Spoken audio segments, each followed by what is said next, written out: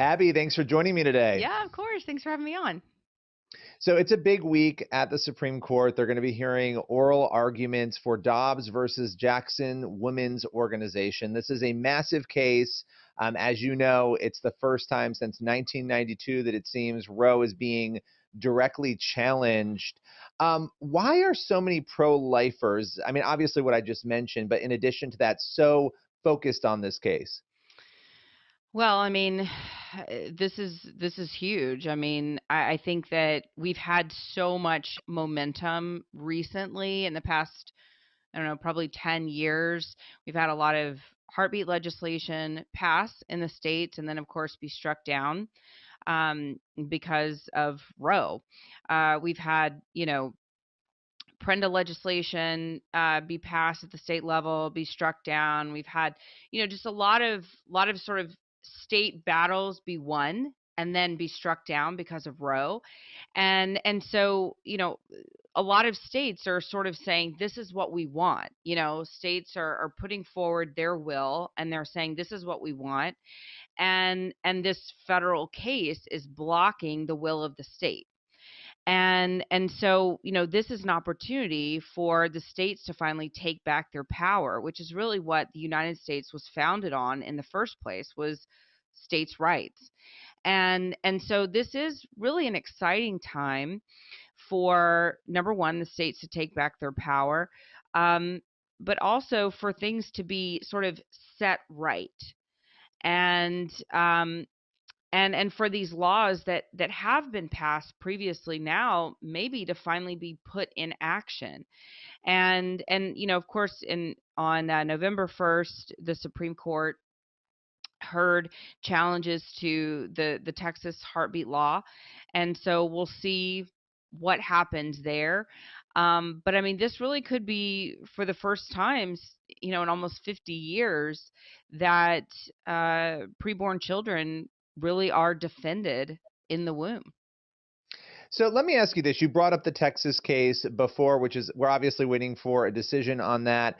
That's a case that has some really intricate and interesting ways in which it was put together, but you're dealing with a heartbeat there. In this case, you're dealing with a 15-week, in the Dobbs case, abortion ban.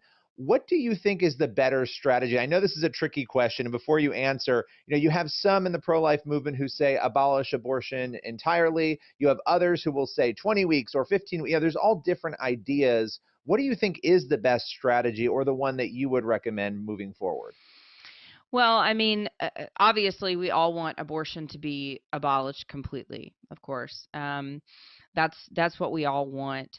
I think heartbeat laws make probably the most sense because it is the most devastating to the abortion industry. If we can't completely abolish abortion, which is what we want, then I think heartbeat laws probably make the most sense. But honestly, what makes the most sense to me is just to completely overturn Roe and allow the states to make the decision on their own. If Roe is overturned, which we don't know if that's going to happen in the Dobbs case, that is, of course, the decision that we all want. A lot of people think, well, if you overturn Roe, then abortion is immediately made illegal, and that's not true. What will happen though is if Roe is overturned, then we think about half of the states in the United States would immediately make abortion illegal, primarily because of what we call trigger bans or trigger laws that are already on the books.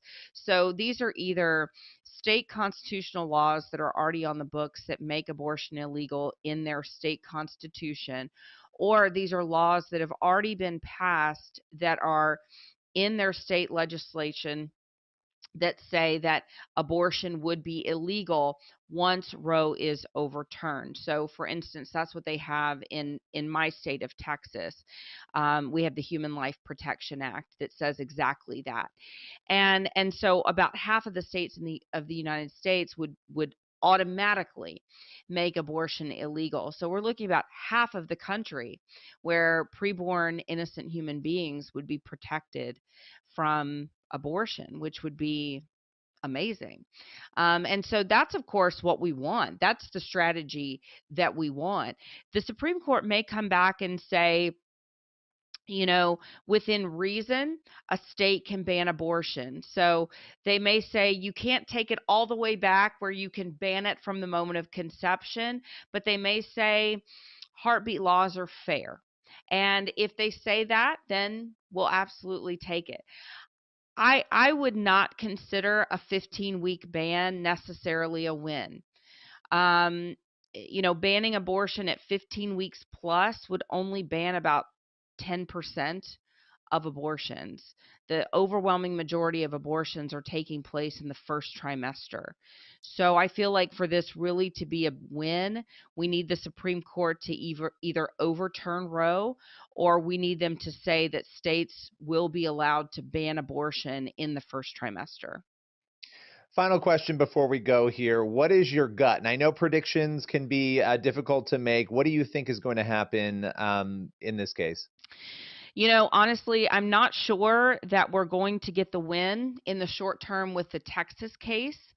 I think that they may rule against us in the Texas heartbeat case, but I am feeling like we may get the win in the long term. So I am feeling like that we will get um, that they may end up overturning Roe or allowing some sort of reasonable state first trimester bans. I feel like I'm feeling like we will get that from the Supreme Court.